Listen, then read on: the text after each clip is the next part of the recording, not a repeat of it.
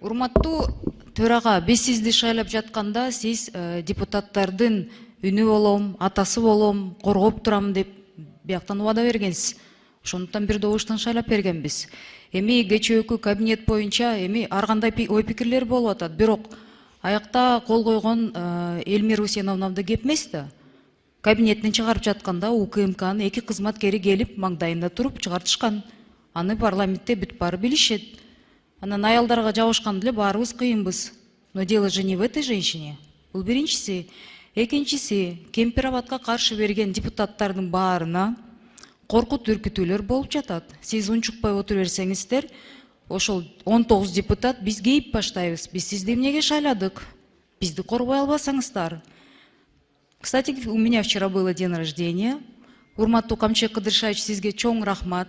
Мен туулган күнүмө берген белеңизди мен эч качан унутпайм.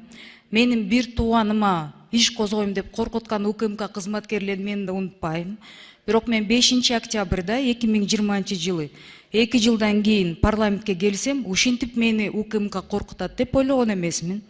Дигече депутаттар менен сүйлөшсөм, баардыгын тааныш туугандар эмес, жакындарын баарын жумуштан алыныптыр. Менин эми жакын туугандарым мамлекеттик кызматта жок экен, алыскыларын да жумуштан алып атышыптыр. Эми бул мындай уят нерсе. УКМК ушуга чейин барсаңар, анан оокат бизнесиңер тартып алам десеңер, бул Бакиевдин заманында да мындай болгон эмес.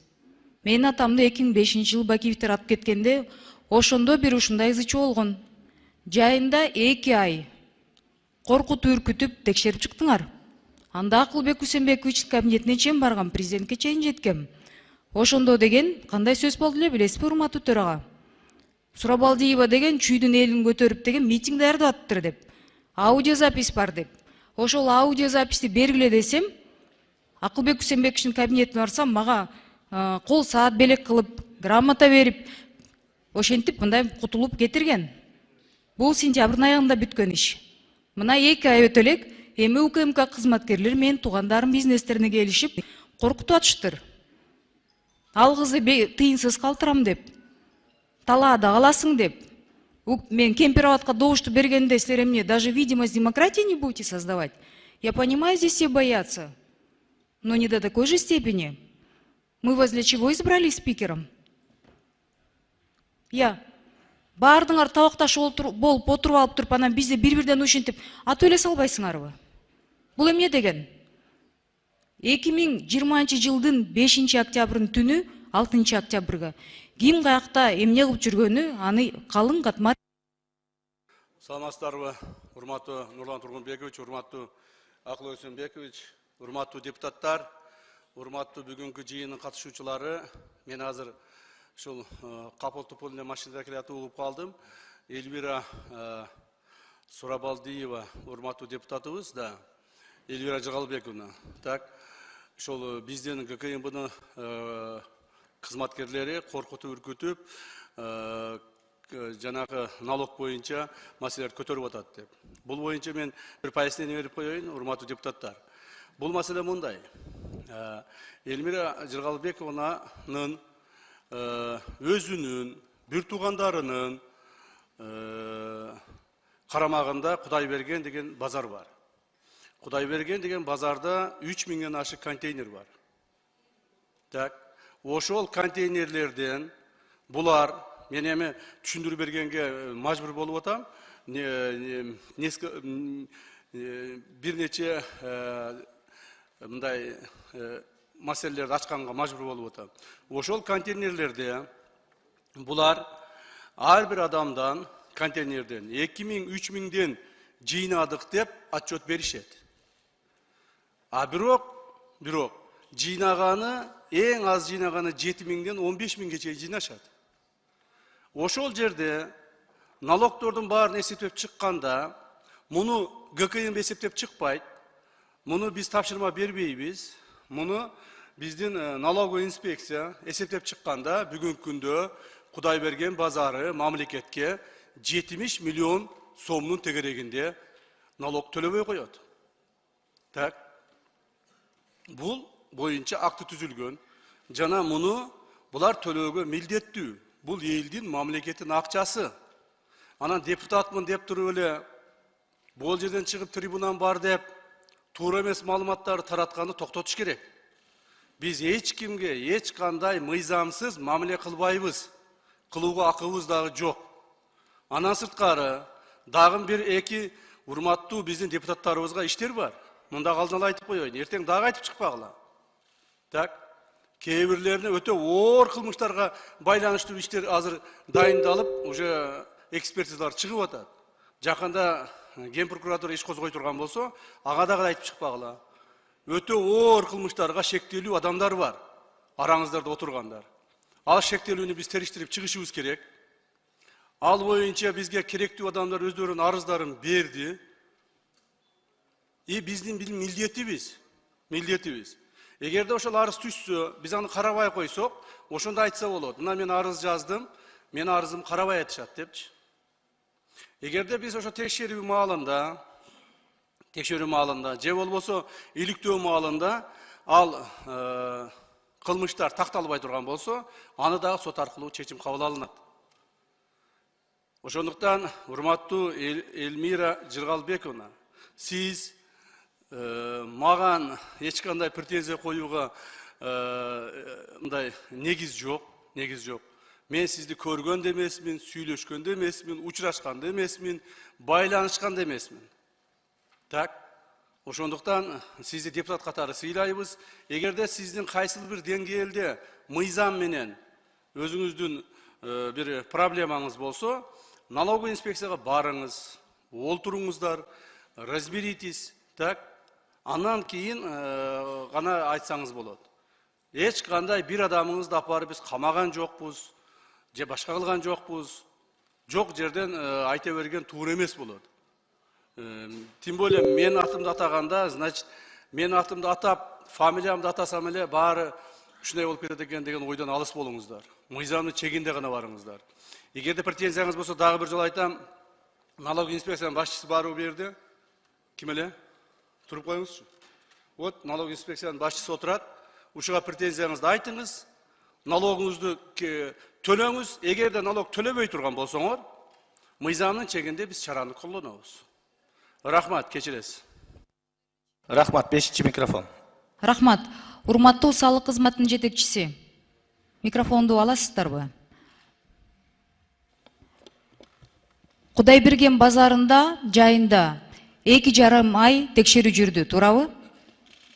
Канча салыкты доначисление болду, канчасын төлөштү? Ал менин апам. Маркум Жыргалбек Сурабалдиевдин жубайы. Мурдакы эми ана вдова сейчас. Сколько доначислили? В порядке 2 миллионов.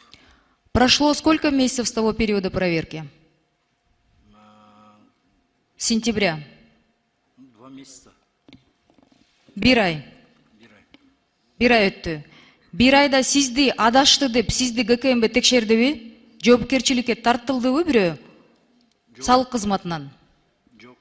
Тартылган жок. Сиз адаштыңызбы? Же Камчы Кыдыршаевичтин бир тууган иниси биякта турат, Элвира, сен кемпир-абадка каршы бербедиңби, өзүңдөн көрдү деген сөздү мен кандай түшүнөйүн анда? Биякта азыр иниси айтат, причем тут я деп. А причем тут мои родственники тогда?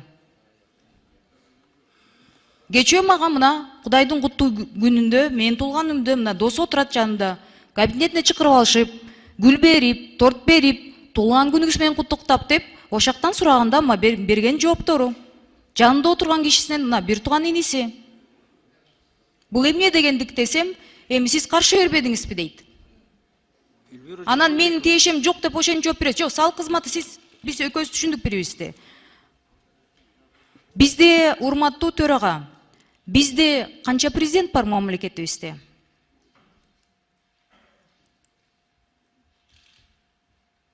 Бир президент, туурабы?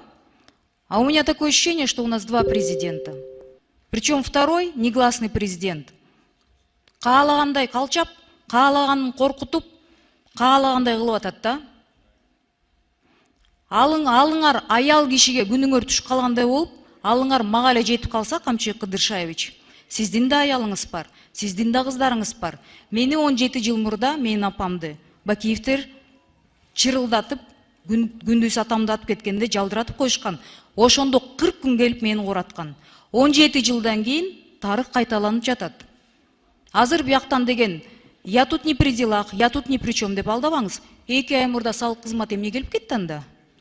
Азыр 1 айдан кийин өчөшкөндө болуп эмне майдаланып атасыз? Кабинеттен кууп чыктыңыз. УКМКнын биякта ар бирөөсүнө мына биякта отурган депутаттар сүйлөй албай да калышты. Баары айтып атат. Кечээ бүт кыдырып чыктым каршы бергендерди. Мен де мамлекеттик кызматта иштеген туугандарым жок экен. Баарын кетирдиңиздер. Кечээ болсо кыргыздын жараны экен, аны вообще кууп салдыңар. Сизге жакпаганын баарын кууп, атып эле салбайсыздарбы? Жакпайт экен айтканыңыз. Айтышпай да калды сиз менен эч ким. Мушташып эле тиги эркек киши болуп деген тиги биякта бирөө сүйлөсө, аны да кабинеттин эртеси күнү. Это мелочность. Я настолько вас разочарована, я была совсем другого мнения. Но меня больше пугает то, что... Рахмат. Урматтуу депутаттар, мен бир нерсени айтып коеюн. Жеке маселени, ушул жеке өзүңөрдүн маселеңерди ушул жерде разборка кылбасаңыздар. Давай биз негизги ишти аткарайлы. Ато ар ким чыгып алып эле өзүңөрдүн маселеңерди айта бересиңер бул жерде. Анан чоң немеге айланып кетип атат. Айтылды, делди, эми кайма айтышып бу жерде отурбайлы да, биз иштейли да, урматтуу депутаттар. 1 секунд мен айтып коеюнчу, уруксат берсеңиз. 1 секунд айтып коеюн, мага жооп берүүгө. Урматтуу Элвира Жыргалбековна, дагы бир жолу айтайын сизге. Сизди мен көргөн да жокмун, сүйлөшкөн да жокмун, уккан да жокмун, билген да жокмун, эч кандай сиз менен байланышым жок. Бул бир. Ким менен байланышыңыз болсо, ошого таарынам. Так, эч кандай мамлекетте канча президент бар экенин билбесеңиз, анда уят эмеспи сизге. Андан сырткары майдаланып мен эч нерсе кылган жерим жок. Кечээки жараныңыздын, сиздин жараныбыз деп ататкан адамдын чыгарылышын ага дагы эми сөз бересизби, бербейсизби же тартиптүүрөөк болбойсузбу? Сизди угуп турдум го. Тартиптүүрөөк болуп туруңуз, пожалуйста. Так. Анан каяктагы эле жок нерселерге менин атымды жабыштырып айта бербең да. Кечээки соттун чечимин сот чечим чыгарды. Ички иштер министрлиги расследование жүргүздү. Прокуратура аны утвердить этти. Причем тут я? Еще раз говорю. Ну, естественно. Это не я, не наше ведомство.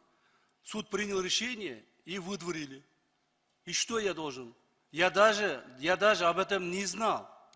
Понимаете ли? Я бегаю по командировкам, работаю, уже 2 дня встречаю коллег. Я даже не знал о том, что его выдворили. Только ночью, когда домой приехал, после этого узнал.